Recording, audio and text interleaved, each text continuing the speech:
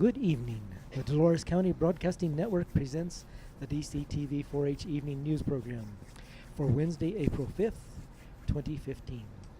Camera person tonight, Devlin. Video engineer and producer, Dan. Sound engineer, Edward. Prompter and teleprompter, Myra. News anchor, Nicholas. Meteorologist, Daniel. This is your news director, Edward. Now here's our news program.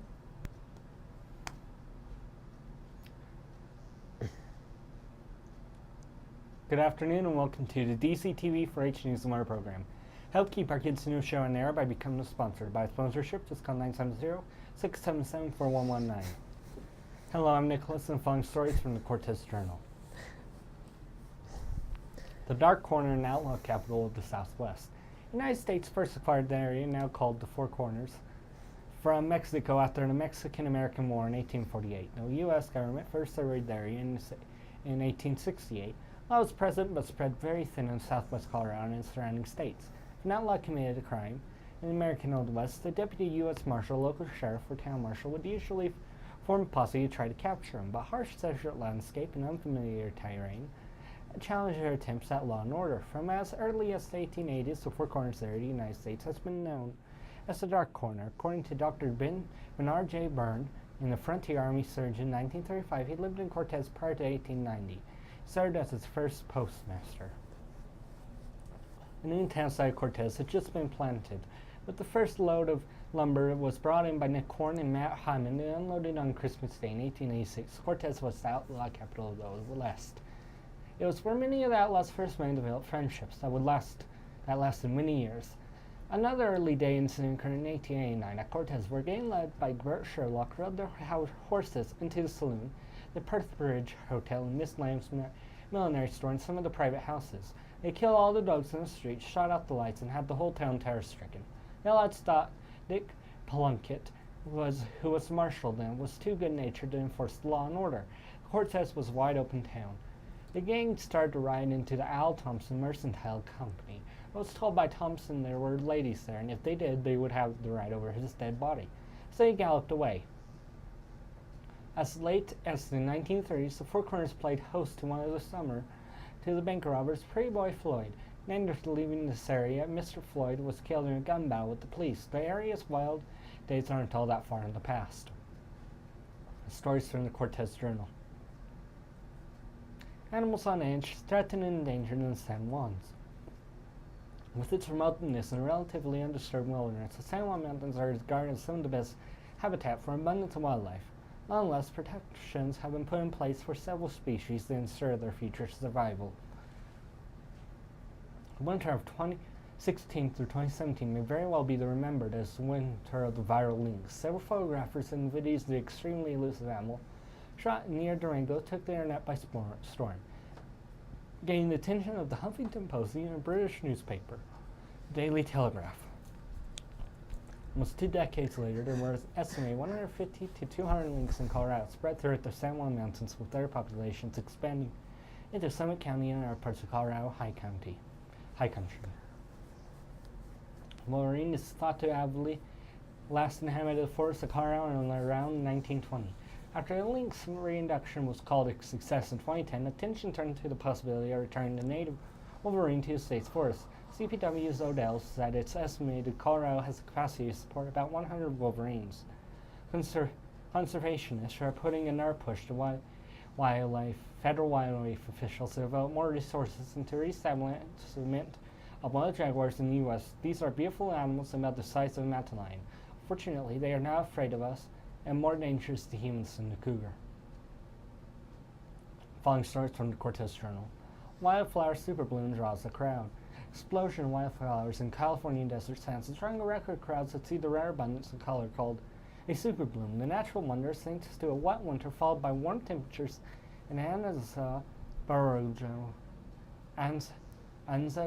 State Park, northeast of San Diego. Wildflower seeds that have been dormant for years in the drought-plagued region have sprouted en masse, producing a spectacular display not seen in 20 years.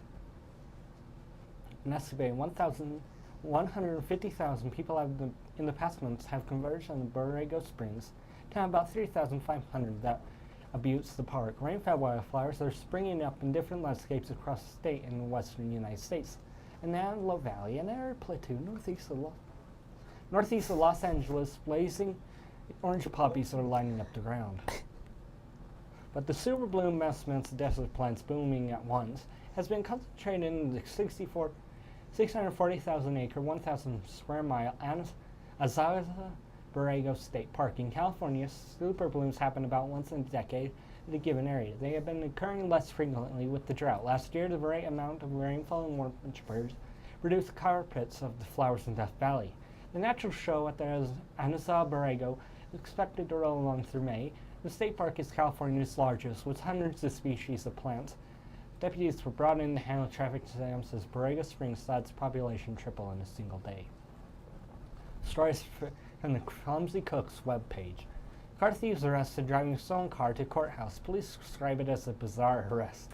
A low jack signal alerted police to a stolen SUV, and when the officers found the car thieves were heading to the Metropolitan Courthouse to pick up an ankle monitor from a previous case.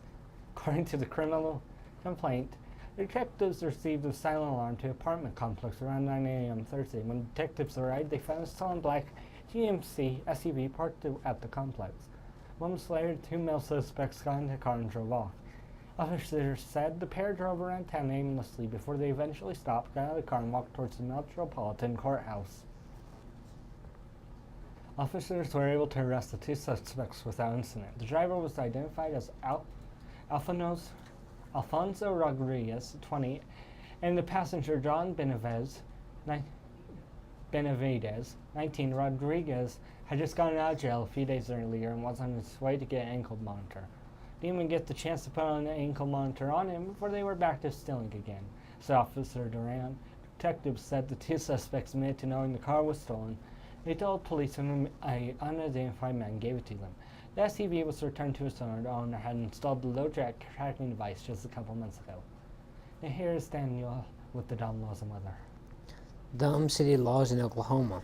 In Ada, if you wear New York Jets clothing, you may be put in jail. Hey Dan, better steer clear of Ada. In Bartsville, if one's dog is run over by a car, the owner must pay for the dog's disposal. No person may own more than 2 adult cats. It is illegal to cause annoying vibrations in the city limits. Persons may not play catch on a city street. In Clinton, any person who leans against a public building will be a suspect to fines. Molesting an automobile is illegal. In Oklahoma, the mayor may not go on strike. It is illegal to own a stink bomb. No one may walk backwards downtown while eating a hamburger. Now for our current weather report. The current temperature is 58 degrees. The high for today was 61 degrees, and the low was 21 degrees. Winds are from 1 to 5 miles per hour from the southwest. The barometric pressure is at 30.26 inches and is falling. The humidity is at 14%. There's been no hundredths of an inch of moisture measured by the DCTV weather station for today. Moisture for the month is 23 hundredths of an inch. Now here is our national weather outlook with a big map. Okay, there is still some snow in Washington. Rain starts in Washington and in Northern California. Most of the northwest and west in the center of the country is clear. Rain is covering the rest of the country, starting in Illinois, east through Mississippi, and going to the Atlantic coast. Rain. Within this area of rain from Indiana through the Virginias and to the coast and through Florida, there is a chance of severe thunderstorms. That's the part in the yellow map. Across the southern snares, being in the Carolinas and going into Florida and west to Alabama, flash flooding is possible. This is shown in, over there. Now here is your exclusive DCTV 5-day forecast. Thursday, easing clouds, high 63, low 38. Friday, mostly sunny, high 67, low 42. Saturday, rain or snow, high 63, low 35. Sunday, partly sunny, high 49, low 28. Monday, partly sunny, high 51, low 31. Now for our climate change CO2 report. Carbon dioxide is one of the principal causes of climate change, and it is important that we report the CO2 weekly change. CO2 traps heat in the atmosphere, which causes climate instability, resulting in significant swings worldwide of moisture and hot and cold temperatures. The following are the CO2 numbers for the week of April 1st, 2017 in parts per million. For last week, 408.37. 2 weeks ago, 406.77. Last year, 405.56. 10 years ago, 385.88. 50 years ago, 324.42.